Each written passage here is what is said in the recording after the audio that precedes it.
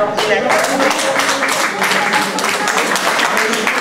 Je démarre avec le son, mais je vous entends très bien.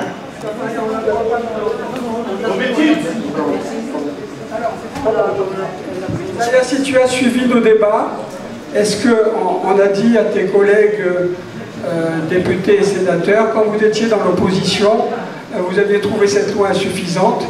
Aujourd'hui que vous pourriez représenter la majorité, que comptez-vous proposer pour aller plus loin?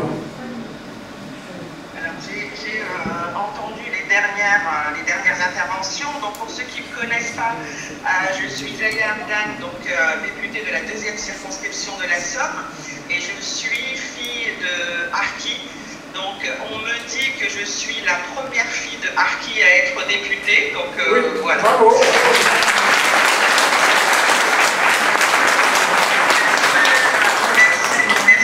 En tout cas, j'espère qu'il y en aura d'autres après moi et que j'ouvre justement la voie. En tout cas, je suis ravie d'être parmi vous. Malheureusement, les problèmes techniques font que vous ne me voyez peut-être pas, mais vous m'entendez. On te voit. D'accord, ok. Donc, merci pour l'invitation, Monsieur Amoumou. Merci vraiment. Merci à l'association Agir, qui est un regroupement d'associations, de cette invitation.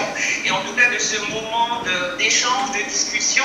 Et j'espère de propositions qui seront importantes et qui arriveront à enfin porter leurs fruits auprès de nos compatriotes.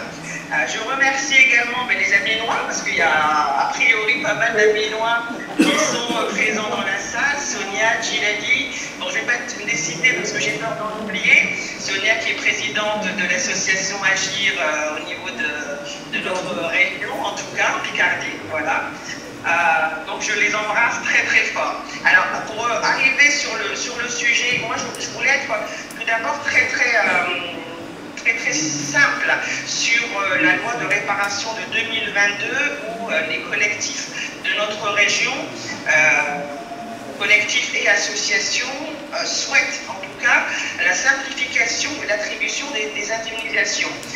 On voit encore des familles là aujourd'hui qui, même de première génération, ne reçoivent pas n'ont pas encore reçu l'indemnisation, et ça c'est pas normal puisque normalement la première génération aurait dû avoir des indemnisations en septembre 2023 et ça n'est toujours pas fait. Donc ça c'est, il faudrait vraiment qu'on appuie de ce côté-là pour que les familles puissent bénéficier de leur indemnisation.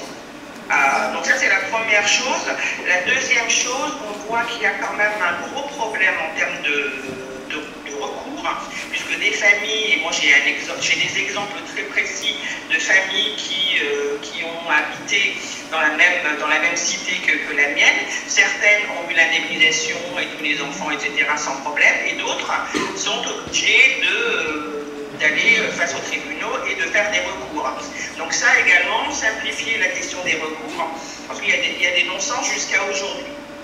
Il y a également la question de la date 62-75. Donc nous, on peut dire qu'il serait bien de reconnaître un petit peu plus longuement. On a des enfants et on a des frères, des sœurs qui sont nés après 75 et qui ont vécu dans les mêmes conditions que nous.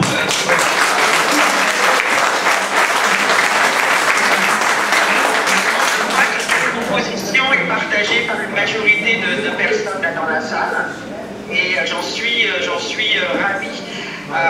Également donc compléter au niveau de cette indemnisation pour toute la fratrie et indemniser la fratrie au complet. Ça c'est un point en tout cas moi, sur lequel je travaillerai particulièrement.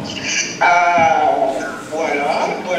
En deuxième temps, à moyen terme, effectivement, ce que vous dites tous et toutes les associations le disent et les familles de harki le disent également, la loi de réparation et de pardon de 2022, c'est très bien, mais elle doit aller encore un petit peu plus loin. Il y a la question, et moi ça c'est important, c'est un point important pour moi, la question des traumatismes.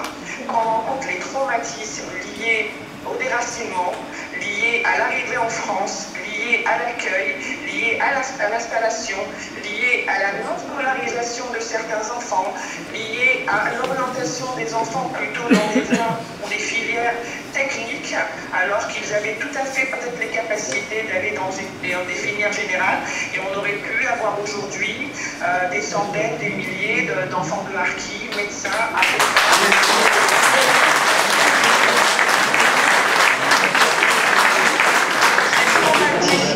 ne sont pas pris en compte, en tout cas dans cette loi-là. Pourtant, cette question de traumatisme, elle va filer sur plusieurs générations. Elle va filer sur la première génération, la génération de nos parents, qui malheureusement ne sont quasiment plus là. On est en train de les voir au fur et à mesure, et les derniers, alors je ne sais pas, on n'est pas là pour compter combien de personnes il reste, mais en tout cas, il en reste peu. La première génération a vécu des traumatismes. Leurs enfants sont traumatisés également, malgré tout, et on le voit, et peut-être que même nos enfants auront à subir également ces traumatismes-là. Donc à un moment donné, il faut effectivement essayer de couper court à tout ça. Alors, l'argent ne fait pas tout. Je vous ai entendu dire tout à l'heure, M. Amoumou, effectivement, que l'argent ne faisait pas tout. D'où une troisième proposition, d'avoir des lieux de mémoire, des lieux pour se souvenir, des lieux pour ne pas oublier, des lieux pour comprendre aussi ce qui s'est passé pendant cette période, parce qu'on est encore aujourd'hui sur une souffrance de chaque côté de la Méditerranée. En France, les personnes souffrent, et en Algérie également, les personnes souffrent.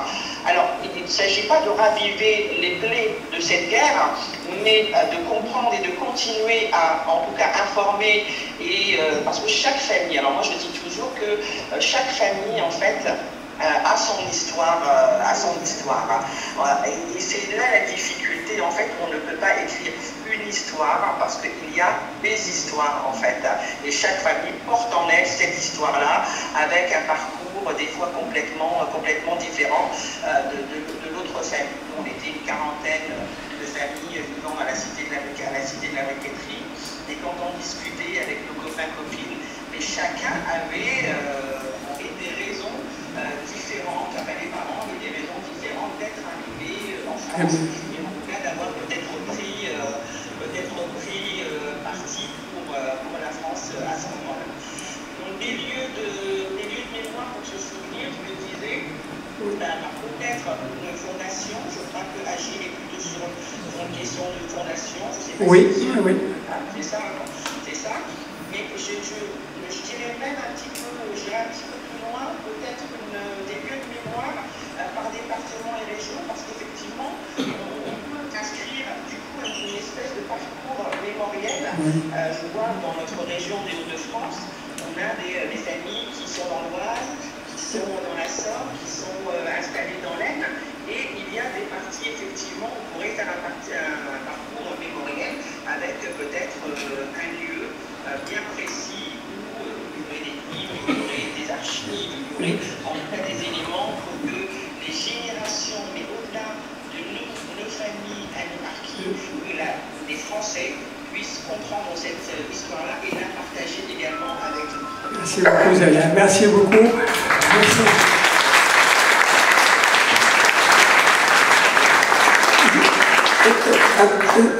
Zaya, je voudrais continuer et du coup interroger mesdames Verdier Jouclas et Françoise Dumas sur quelque chose que tu as dit.